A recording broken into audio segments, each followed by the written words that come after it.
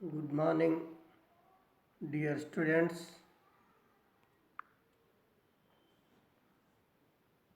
ఈ corona holidays సందర్భంగా online క్లాసులు నిర్వహించడం జరుగుతుంది. అందులో భాగంగా మొదటి క్లాసు మనము చెప్పుకుంటున్నాం. కరోనా టైంలో గతంలో మనకు ఆన్లైన్ క్లాసులు నిర్వహించినట్టే ఇప్పుడు కూడా ఆన్లైన్ క్లాసులు జరుగుతున్నాయి. అందులో భాగంగానే ఇప్పుడు మనం నిర్వహించుకుంటున్నాం. అయితే అందులో మొదటి మనము గతంలో గత క్లాసులలో మనం కర్ణాటక యుద్ధాలు, మైసూరు యుద్ధాలు, మరాఠా యుద్ధాలని ఇవన్నీ మనం చెప్పుకున్నాం. అందులో భాగంగా ప్లాసీ యుద్ధం, బాక్సార యుద్ధం ఇవన్నీ చదువుకున్నాం. మరియు భారతదేశానికి విదేశీయుల రాక, వ్యాపార పరంగా, వలసల పరంగా, మర్కంటలిజం వ్యాపార రీత్యా భారతదేశానికి విదేశీయులు వచ్చిరని చెప్పుకున్నాం. పోర్చుగీస్ వాళ్ళని, డచ్ వాళ్ళని, బ్రిటిష్ వాళ్ళని, ఫ్రెంచ్ వాళ్ళని భారతదేశానికి రావడం మొదలుపెట్టిరని మనం చెప్పుకున్నాం. అయితే అందులో భాగంగానే 1772-73లో రెగ్యులేటింగ్ చట్టం అనేది తీసుకురావడం జరిగింది. ఈ రెగ్యులేటింగ్ చట్టం అనేది బ్రిటిష్ వాళ్ళు తీసుకురావడం జరిగింది. దాని ప్రకారంగా భారతదేశంలో 1600 సంవత్సరాల నుంచి 1772 వరకు భారతదేశంలో వాళ్ళు స్థాపించినటువంటి రాజ్యాలే కావచ్చు, వలసలే కావచ్చు, ఇవన్నిటినీ నేరుగా ఈ చట్టం ద్వారా, రెగ్యులేటింగ్ చట్టం ద్వారా 1773 నుంచి బ్రిటిష్ పార్లమెంటు, లండన్లో ఉన్నటువంటి పార్లమెంటే నేరుగా పరిపాలించబడుతుంది అని ఈ రెగ్యులేటింగ్ చట్టం వివరించబడుతుంది. ఈ చట్టం ద్వారా ఇక్కడ భారత పార్లమెంటు ఒక గవర్నర్ జనరల్ను నియమించడం అనేది జరుగుతుంది.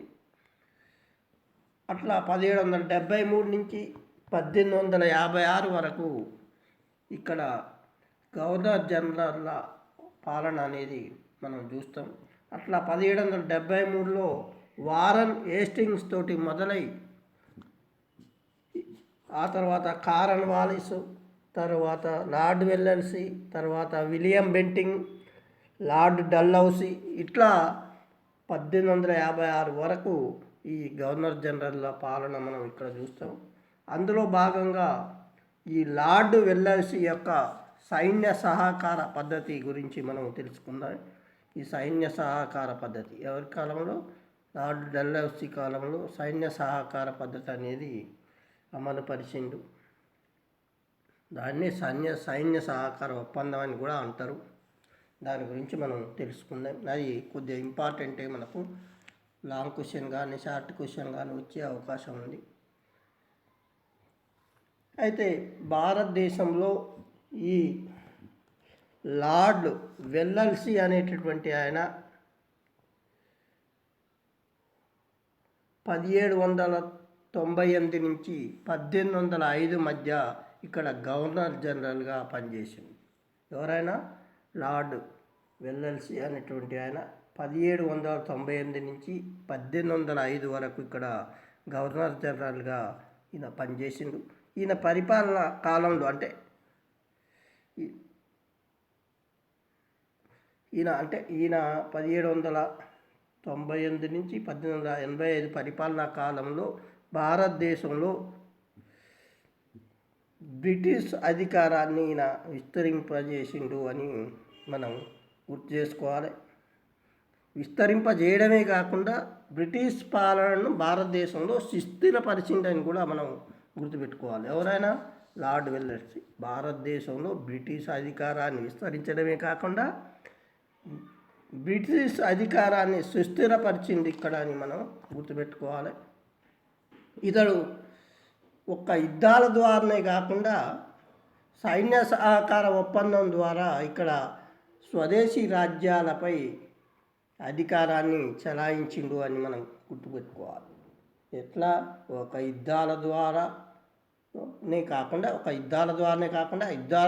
రాజ్యాలను ఆక్రమించడమే కాకుండా ఇక సైన్య సహకార సంధి ద్వారా కూడా ఇక్కడ భారతదేశంలోని రాజ్యాల మీద అధికారాన్ని చలాయించిండు అని మనం ఈ వెల్లల్సీ గురించి మనం తెలుసుకోవాలి. అయితే ఈ సైన్య సహకార పద్ధతి అనేటటువంటిది ఈ లార్డ్ వెల్లల్సీని ప్రవేశపెట్టలేదు. అంత ముందు నుంచి ఎప్పటి నుంచో ఈ సైన్య సహకార పద్ధతి అనేది కొనసాగింది, సంధి అనేది కొనసాగిందని మనం గుర్తుపెట్టుకోవాలి. అయితే ఈ సైన్య సహకార పద్ధతికి ఎవరైతే ఈ పద్ధతిని అంగీకరిస్తారో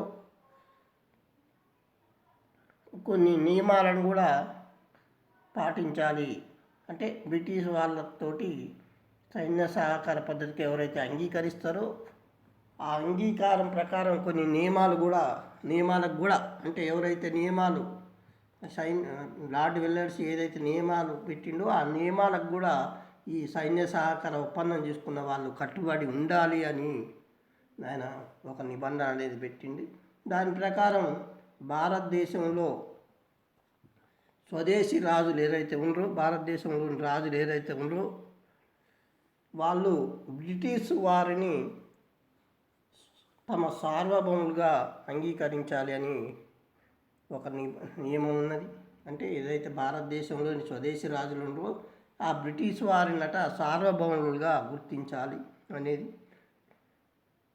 అయితే భారతదేశంలోని స్వదేశీ రాజులు ఎవరైతే ఉన్నారో వాళ్ళందరూ కూడా తమ సైన్యాన్ని రద్దు చేసుకోవాలని, బ్రిటిష్ సైన్యాన్ని తమ రక్షణగా ఉంచుకోవాలని, అంటే ఏదైతే బ్రిటిష్ తోటి ఒప్పందం చేసుకున్నారో వాళ్ళు ఏం చేయాలి? తమ సొంత సైన్యాన్ని రద్దు చేసుకోవాలి ఆ రాజ్యంలో. అంతేకాకుండా బ్రిటిష్ సైన్యాన్ని తమ రక్షణగా ఉంచుకోవాలి. అంతేకాకుండా ఆంగ్ల సైన్య పోషణ నిమిత్తం కొంత డబ్బును కానీ లేదా భూభాగాన్ని కానీ బ్రిటిష్ వారికి శాశ్వతంగా ఇవ్వాలి అనేది ఒక నిబంధన, ఒక నియమం. ఆంగ్ల సైన్యాన్ని పోషణ నిమిత్తం ఏదైతే ఆంగ్ల సైన్యాన్ని పోషిస్తున్నామో రక్షణగా ఉంటుందో తమ రాజ్యానికి వాళ్ళ నిమిత్తం ఆ రక్షణ నిమిత్తం పోషణ నిమిత్తం ఏంది కొంత భూభాగాన్ని కావచ్చు, కొంత డబ్బుని కావచ్చు బ్రిటిష్ వారికి శాశ్వతంగా సంక్రమించేటట్లు చేయాలి అని ఒకటి ఉంది. ఇంకొకటి ఏంటంటే ఆంగ్లేయులను తప్ప మిగతా యూరోపియన్లను తమ సంస్థానం నుండి వెళ్ళగొట్టాలి. ఏదైతే సంస్థానం ఉందో ఉదాహరణకు అయోధ్య ఉంది, లేదా మన యొక్క గోల్కొండ ఉంది. ఈ సంస్థానాలు ఏం చేయాలి? తమ సంస్థానంలో ఆంగ్లేయులు తప్పితే మిగతా వాళ్ళు యూరోపియన్లు ఎవరున్నా, పోర్చుగీస్ వాడు కావచ్చు, డచ్ వాడే కావచ్చు, ఫ్రెంచ్ కావచ్చు, ఎవడున్నా వాడిని వెళ్ళగొట్టాలి అనేటువంటిది ఒకటి పెట్టిరు. ఇంకొకటి ఏంటంటే తమ సంస్థానంలో తప్పనిసరిగా ఒక బ్రిటిష్ రాజప్రతినిధిని ఉంచుకోవాలి. ఏదైతే సంస్థానం ఉందో ఇప్పుడు గోల్కొండ ఉంది, అయోధ్య ఉంది, ఇట్లా మైసూరు ఉంది, ఏదైతే సంస్థానం ఉందో ఆ సంస్థానంలో తప్పకుండా ఒక బ్రిటిష్ ప్రతినిధిని పెట్టుకోవాలి. అంతేకాకుండా బ్రిటిష్ వారి అనుమతి లేనిదే స్వదేశీ విదేశీ కార్యకలాపాలను ఆ సంస్థానాధీశులు జరుపుకోరాదు. ఏదైతే బ్రిటిష్ వారి అనుమతి లేకుండా స్వదేశీ లేదా విదేశీ కార్యకలాపాలను ఆ సంస్థానాధిపతులు జరుపుకోరాదు అనేది ఒకటి నిబంధన పెట్టారు. ఇక అంతేకాకుండా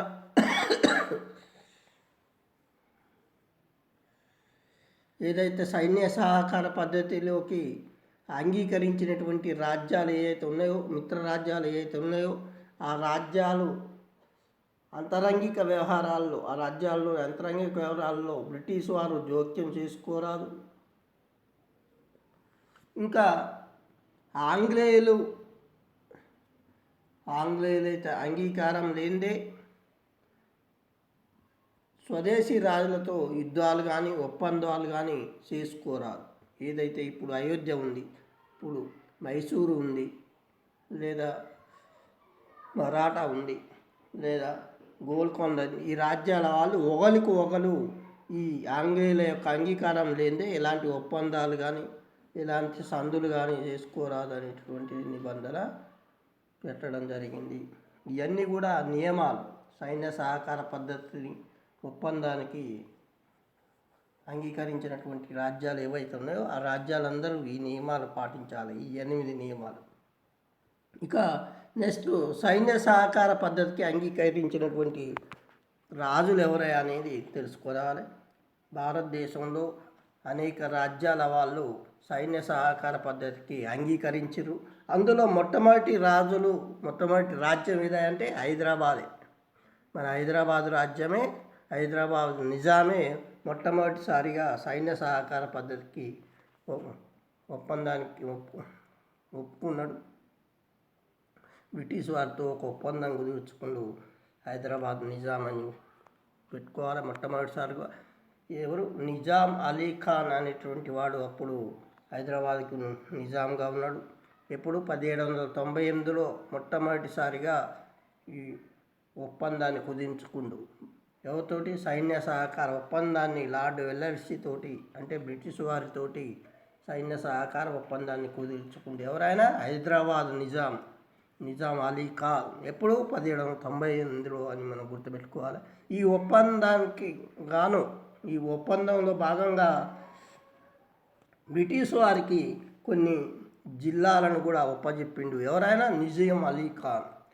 సైన్య సహకార ఒప్పందంలో భాగంగా బ్రిటిష్ వారికి నిజాం అలీ ఖాన్ కొన్ని జిల్లాలను ఒప్పజెప్పడం జరిగింది అని గుర్తుపెట్టుకోవాలి. అవి ఏంటి?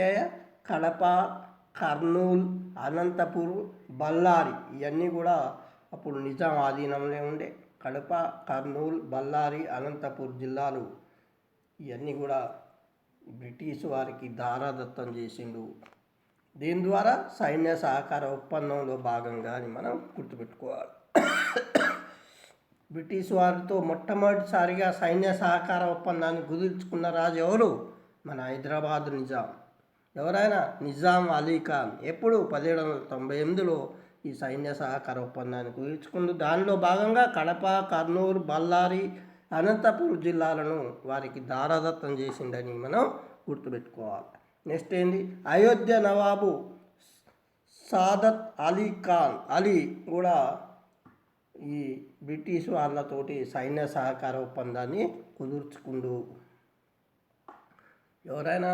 అయోధ్య నవాబు సాదత్ అలీ అనేటటువంటి ఆయన కూడా ఈ బ్రిటిష్ వారితోటి లార్డ్ వెల్లెస్లీ తోటి సైన్య సహకార ఒప్పందానికి విధానానికి ఒప్పుకున్నాడు అని గుర్తుపెట్టుకోవాలి.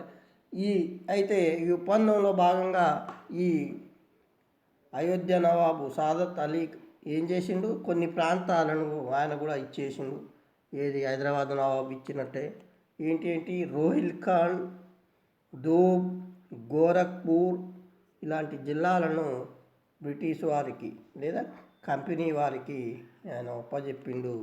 ఎవరు? అయోధ్య నవాబ్. ఏ ప్రాంతాలను? రోహిల్ఖండ్, దోబ్, గోరఖ్పూర్ జిల్లాలను ఈ బ్రిటిష్ వారికి, లార్డ్ వెల్లెస్లీకి లేదా కంపెనీ వారికి ఈ సైన్య సహకార ఒప్పందంలో భాగంగా వాటిని అప్పజెప్పిండు అని మనం గుర్తుపెట్టుకోవాలి.